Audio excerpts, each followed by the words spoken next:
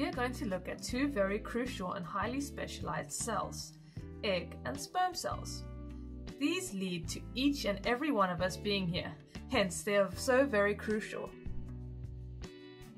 The female sex cells are known as the ova or egg cells, or ovum for one.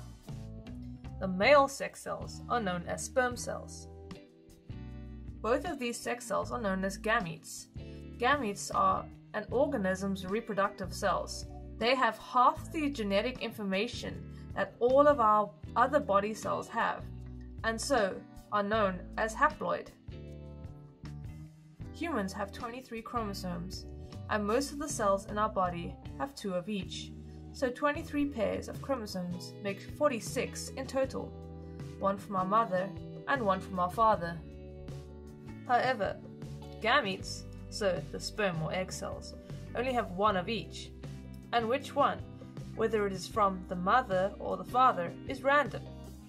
This means that each of our gametes can be different from each other, depending on the mix of chromosomes. Although the egg cell and sperm cell have this very important similarity of only 23 chromosomes, they are very different cells to look at. First off, they are hugely different in size. A human egg cell is spherical in shape and around 130 micrometers in diameter. That's 0.13 millimeters.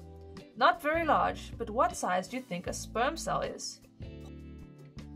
Have a look at this egg cell being fertilized, and you can see the difference in size. As you can see, there is a lot of sperm. An ejaculation varies but contains at least 20 million sperm per milliliter. That's a lot. In comparison, on average, a woman releases just 1 egg per month. The reason there are so many sperm is to increase the chances of fertilization. When one sperm reaches their egg cell and their nuclei fuse, this gives 2 of each of the 23 chromosomes, and so makes up the 23 pairs and 46 chromosomes in total. The egg cell is large because it goes on to become a new person, and so is packed full of cell organelles, which allow it to create new energy and parts. The sperm, on the other hand, only passes on its nucleus. Let's take a look at what is special about sperm. The head is full of the cell parts that produce energy and also the nucleus. The sperm needs lots of energy to get moving. As you can see, there is a tail that it uses to swim to the egg cell. The sperm has a long journey, while the egg cell doesn't move. You can also see the cap right at the top of the sperm. That's called the acrosome and contains special enzymes. These enzymes are used to break through the protein coating that is around each egg cell. Because this protein varies from species to species, this egg prevents cells from being fertilized by sperm from another species. From this video, you should now know the difference between an egg and a sperm cell.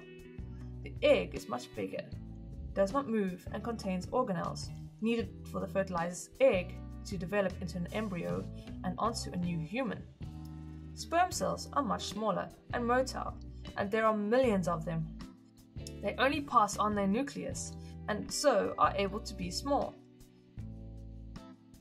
And most importantly, you should now know that gametes, so the egg and sperm cells, only contain 23 chromosomes each.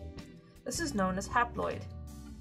When the egg is fertilized by a sperm cell, the 23 chromosomes from each pair up, giving the normal diploid amount of 23 pairs of 46 chromosomes.